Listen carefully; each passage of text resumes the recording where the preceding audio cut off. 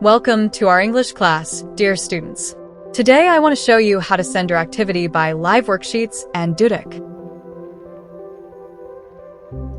Click on the link live worksheets I gave you before.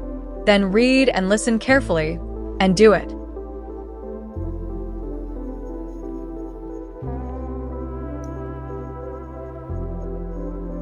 Click on Finish, then you will see a window. You need to choose Check My Answers and finally, check the results.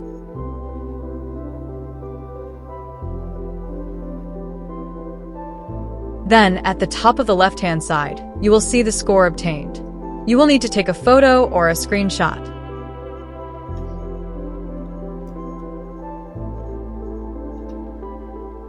Finally, this screenshot should be converted to a PDF file. Then upload it to Dudic in the homework section.